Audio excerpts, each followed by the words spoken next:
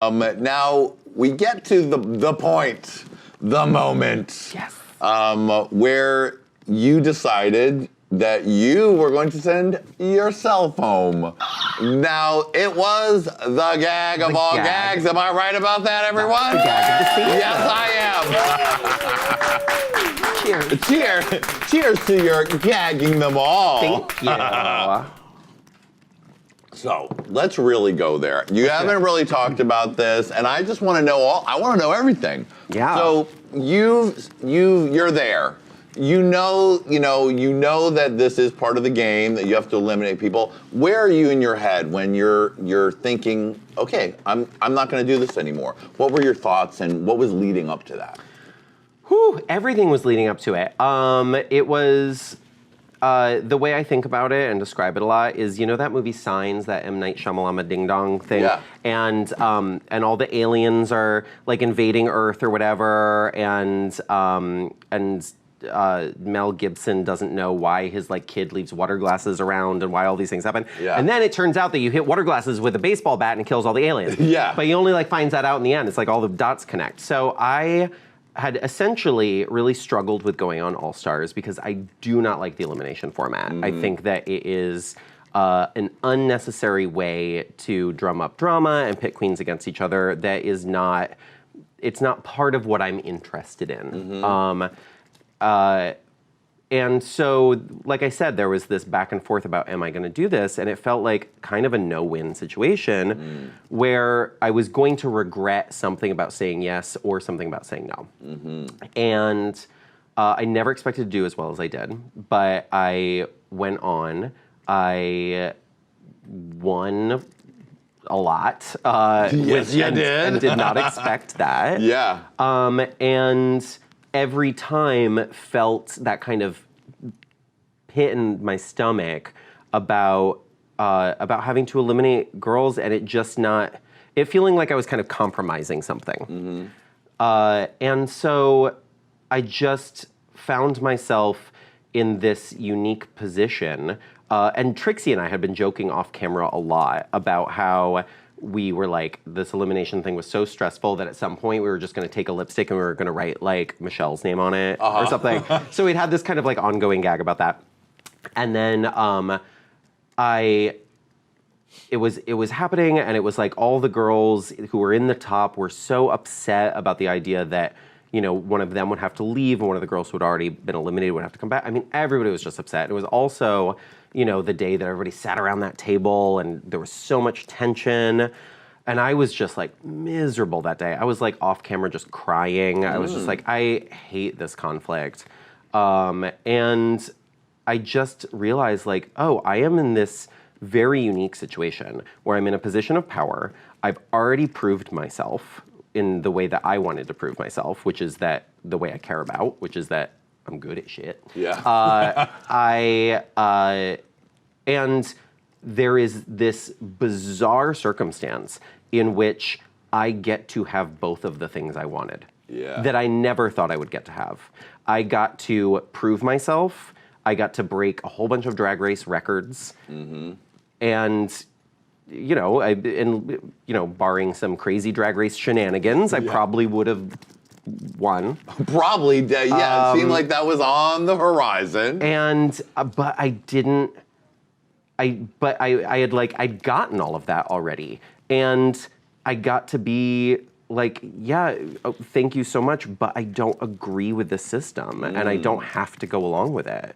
And so it was kind of this thing where all the things just added up to me being in the position to do that, and it was a very quick decision. But the final piece, the final glass of water that you hit with a baseball bat, is that I remembered from episode 2 that Thorgy Thor paints her fingernails with whiteout. Now, there's no whiteout in the workroom, but they'd brought all the girls back.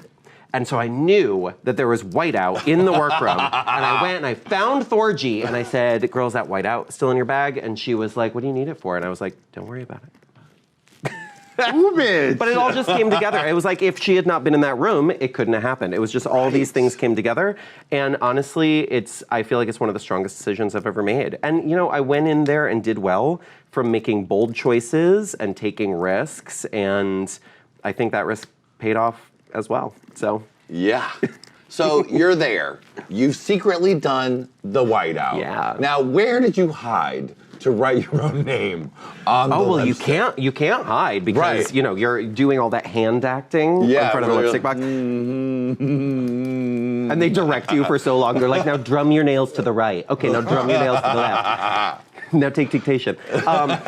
So they're filming all that, and I had snuck the Sharpie and the whiteout into my bra, like just while I was changing for the lip sync. Yes. And so, you know, there's like 10 hours of this, and then you have to, you know, like, okay, decide which one you're doing, and then you like pick the lipstick, and then I picked it up, and I just, as quickly as, it was still on camera, but I, as quickly as humanly possible, pulled the thing out, scribbled it out, and wrote the name, which was so sloppy, right? It was like, you could barely read De La, Right. but I was doing it as fast as possible, because I was like, you know, if I pause on this, somebody might stop me. Yeah. But if I just can do this quickly before anybody can pull the plug, then it's just what's happening. How much time was from that to when you were on the runway to reveal? Oh my God, years. Because there could have been some PA who was like, seems like she's just written her own name on the lipstick. Well, the thing is, I mean, it's on camera. Like, people Yeah. knew somewhere. Like, I have no idea how production works. Like, I don't pretend to understand the behind the scenes.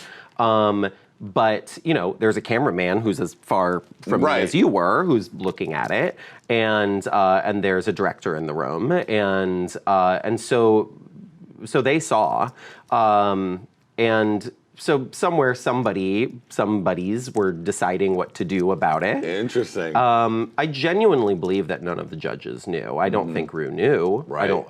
I think her reaction was genuine. But yeah, I think it was kind of a thing where this is such a great TV moment. I kind of know they won't stop me. Yeah. I know they'll let it happen because it's the gag of the season. It's the gag of the century. And then, so you do it, you reveal, jaws drop, faces Oh, it was crack. like PAs started running out from behind curtains. There were people on radios. It was so crazy. And I was really focused looking at Ru and trying to kind of like respectfully tell her, like really be like, thank you so much. Like, you've been like an icon to me and a light in the dark when I didn't know there was anyone like me out there. You've given me 2 incredible opportunities. I hope you don't see this as a sign of disrespect. This is really just like, this is the decision I have to make for me. And I was so focused on making sure that she heard me, because it was really important to me that she didn't feel like what I was doing was some sort of like an F you, you know? And so I was so focused on that, but it was actually a lot of the other girls afterwards who were like, told me about the chaos that was happening around me, and I was just like, gotta tell Ru. Yeah. Right. So you get home from that, and did you just finally sit in your own living room and be like, fuck, I just left All Stars and I might have won? Oh, I wish. Instead, I was locked in a hotel room for another week because we had to go and vote at the final thing, that terrible thing. Oh, right. Yeah, no, so it was this huge moment of relief, right? I'm like, wow, I did it. I feel so good about this decision. And then they're like, okay, cool. Well, we're not sending you home. You're gonna go and sit in a hotel room by yourself for a week and think about what you've done. And then we'll bring you back and we'll force you to do the thing you left so you wouldn't have to do. Right, oh God. So that was great. Yeah, once I got home after all of that, there was certainly like, it was the same as season 6. I was like, I have no idea how any of this is gonna be edited, be aired, how it'll come off, what I even seemed like, how people will respond. And like season 6, it was like a huge relief where I saw it air and I was like, yeah, I really stand by this. And then suddenly you levitated, a cross appeared behind you, and the heavens sang, and you became true. I hid out in a cave for a few days. Cheers. It was fun. You know, people talk a lot about it being sort of like, oh, she's so selfless, or like, no, she's not selfless. And I'm like, no, I'm not selfless. This is for multiple reasons, you know? And the main reason is that I want to live life and play by my rules, and, you know, and so that's not selfless. It was like, I don't want to participate in this part. That's about me. Bye. That's very bold, my dear. Very bold.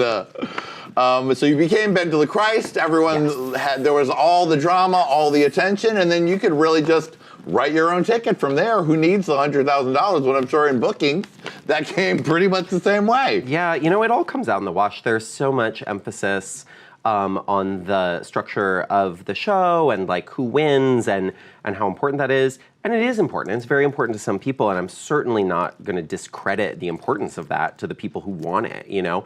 But there's a lot of ways to be successful after Drag Race, and that's one of them. But you also have to put in the work whether you get the crown or not, you know? I mean, Trixie's the best example of that pre-All-Stars. Totally. You know?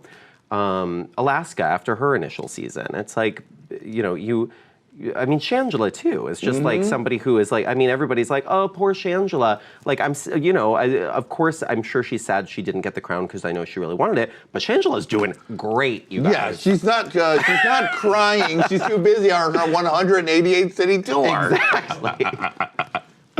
Well, let's just get a few statistics on the record, okay? You were the first to win 4 main challenges in a row. You were the first to win Snatch Game twice. The first to win 5 challenges in a single season. And the first competitor to win 2 challenges on 2 separate seasons. Ricka-ticka-ta. Well, congratulations, sweetie. Thank you. I mean, talk about carving your own way through something that is quite precarious. Ooh, it's wild.